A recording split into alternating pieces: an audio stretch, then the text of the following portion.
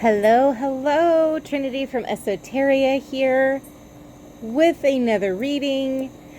Tonight we're going to be talking about what Saturn in retrograde is going to be doing for us, because remember, the universe does it for us and not to us, and it's all about learning the lessons that we have to learn, okay? Now, for those of you who do not know, when Saturn is kind of the big daddy of the sky, he is called Father Time or Father Karma, and basically when it goes into retrograde, all of the lessons that you have refused to learn, or if you've turned a blind eye to it, Saturn goes into retrograde and puts them right in front of your face and says, hey, you got to work on this. Bonus of it is that if you do work on it and you successfully learn your lesson, you're actually going to reap a lot of benefits from that, okay? If you're new here, welcome. If you're returning, thank you for being part of the best collective on the YouTubes. I'm so excited to be doing this reading for you today. All right, so let me go ahead and get started with this reading. We're going to be using the Dark Mirror Oracle, the Oracle of the Hakatan Path. Oh, we have one already. The Shine Your Light Oracle. And then I'm using the Keymaster Tarot for clarification, okay? So I'm going to go ahead and pull one card from each of the Oracle decks that I have. And then we'll go ahead and do the reading and clarify. So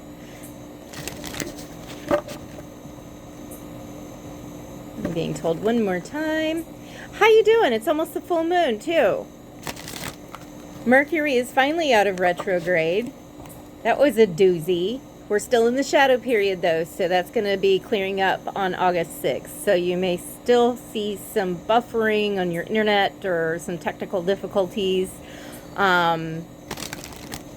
appliances breaking down and so forth, but it should be easing up quite a bit. I know that I felt personally a lot of relief. This last retrograde for Mercury was like people from my past who I had cut off a long time ago kind of circled back, and I was like, oh, no, thank you.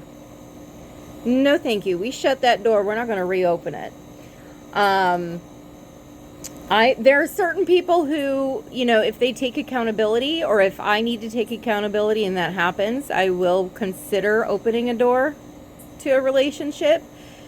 But if you're just going to come and love bomb me and comment on every single, you know, Facebook post and do heart emojis, I'm not interested.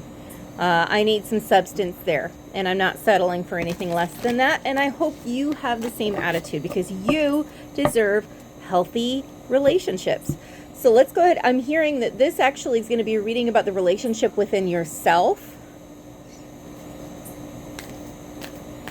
Get one card, please. And I actually didn't take one from the Hakatan Path. And they're saying that that is on purpose. I'm supposed to read them in this order and not in the order I originally was going to be doing it. So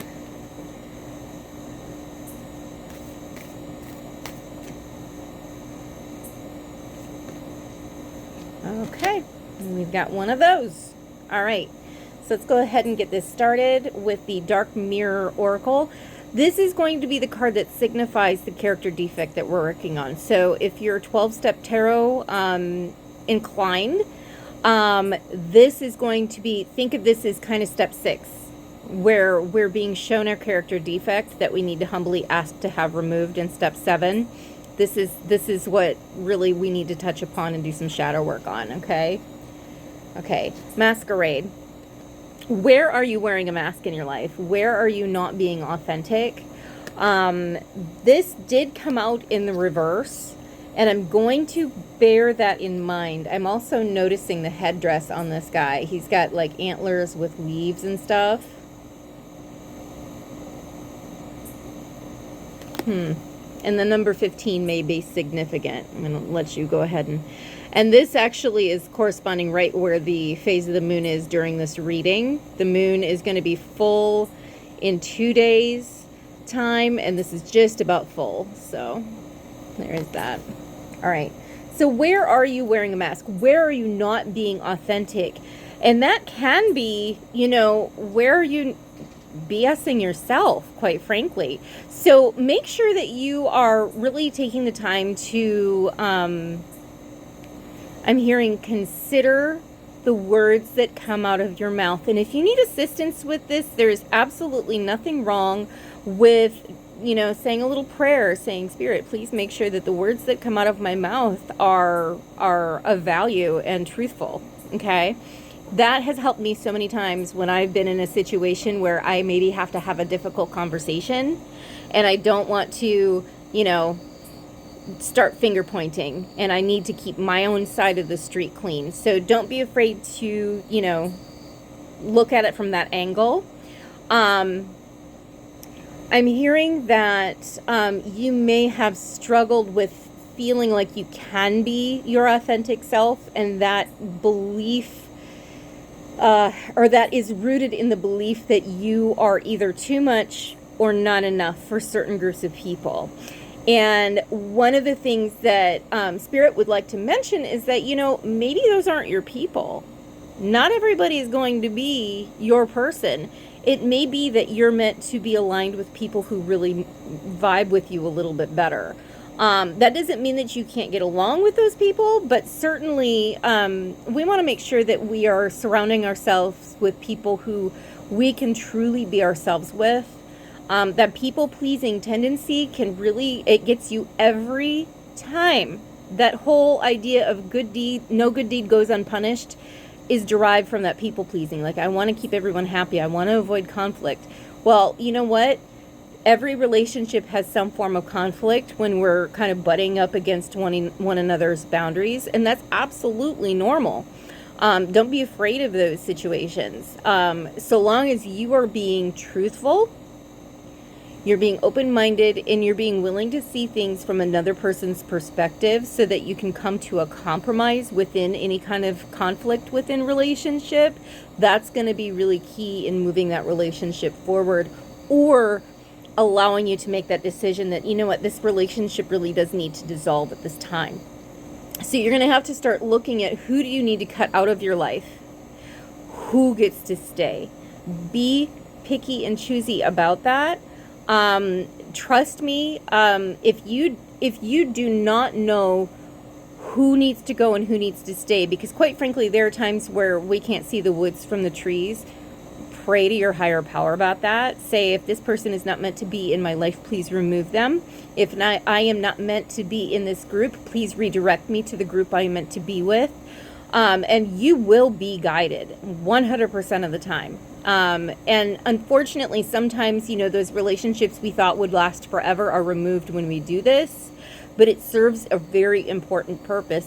That relationship, for whatever reason, and that reason we do not need to know why, was not good for you in the long run, or it wasn't good for them in the long run. And so sometimes Spirit has to break away those people so that we can get out of our old patterns of behavior and reaffirming those old beliefs that we constantly are regurgitating to ourselves in order to get a different mindset. Because remember, thoughts are things, and we can't manifest anything into our life that's worthwhile while we are still constantly manifesting through a negative thought loop. Okay, what does that mean?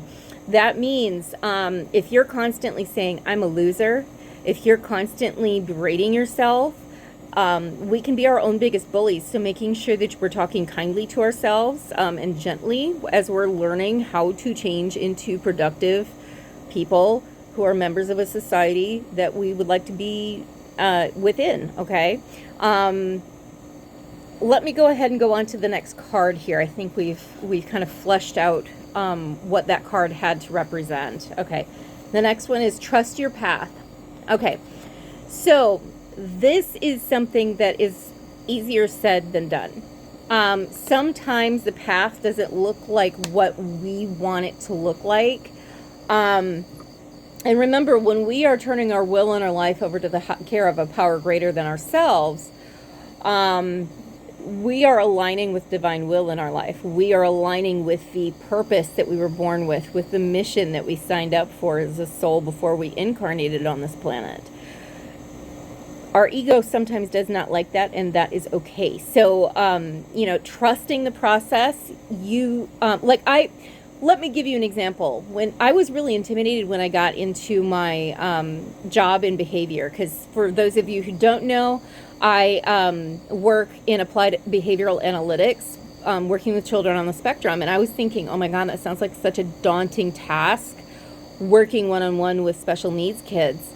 Because I was kind of selfish and lazy. I liked to, spend way too much time wasting it.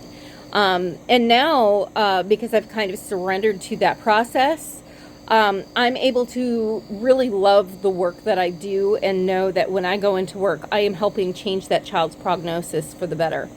And that in turn helps society, because they are able to function as independently as they possibly can. So, it's very rewarding. But when I first got into it, when I was first introduced to it, I was like, why? I love kids, but does it have to be special needs? Well, you know what? I would not have it any other way. Special is an understatement. They have a very special place in my heart. It's helped me embrace my own neurodiversity as well, because I am definitely neurospicy on my end. Okay, let's go ahead and go to the Oracle of the Hakatan Path. All right, origins. And this is all about primordial. This may be something where you have dreams about a past life, so you'll have like past life recall coming through.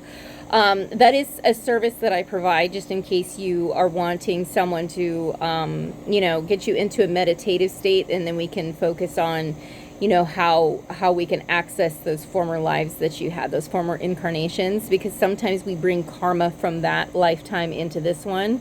But this could also be talking about, early childhood or family systems and beliefs that have been passed down. Let me go ahead and show you this card here. It's absolutely beautiful. It actually, you know what this reminds me of, and I don't know why. It reminds me of the Sphinxes in the Neverending Story, where he has to, in order to talk to the real Sphinxes, he has to pass through the gate where if he has any doubt, the eyes open and they kill him.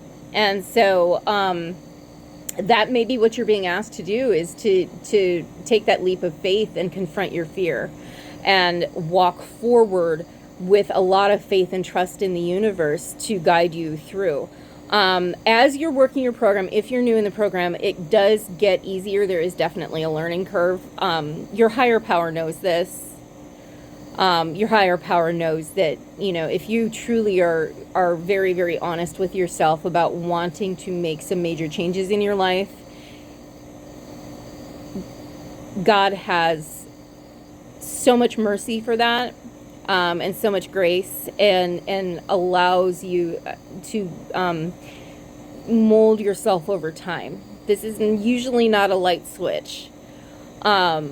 So give yourself that grace. Learning patience is going to be key, and walking one step in front of another, not being in too much of a hurry, so that we can truly absorb the lesson and integrate it into our lives, is going to be essential, I'm hearing right now. So slowing down may be a message that you've been getting. Like if you are driving and you are constantly running into yellow lights or red lights, forcing you to slow down, that is oftentimes the universe telling you, hey, you do not need to be in such a hurry. Why are you trying to go so fast? Take your time, integrate those lessons. We're not in a race to be, we're not in a competition. We don't need to be winners. We are innately winners by moving one step at a time through this life and learning as much as we possibly can about ourselves and about how to, interact with others. because ultimately that's the hardest part. Once we have gotten to the point where we've turned within and kind of hermited ourselves and learned our lessons from within, then going out and re-implementing ourselves into society can be really difficult. So be courageous, take it one step at a time, and praying for guidance is going to be key. Let me go ahead and see if there's anything else through the tarot that we need to know regarding this. But ultimately, you know what? I've had Saturn retrogrades where it's like, yo, I'm going to hand your butt to you. This does not look like that. This just is like, hey, little tap on the shoulder. Where are you not being honest with yourself about something? Maybe pray and meditate for guidance on that, doing a little 11th step, and making sure that you're being of service is going to unveil a lot. Like I had a sponsee who I had just finished a 5th step, and as he was sharing something from his 5th step, I realized something about myself that I hadn't picked up on before. And so that is where I don't purposefully go in. A lot of people say, oh, you know, I'm of service because it helps me. Well, yes, it does. But for me, that's the icing on the cake. I really, truly do love being of service and guiding people just for that matter, even if I don't get anything out of it. But 9 times out of 10, I do. And that's just the byproduct of working with other people. We are all wonderful. We are all beloved children of our Lord. I have no idea where that came from. But do remember that you are a beloved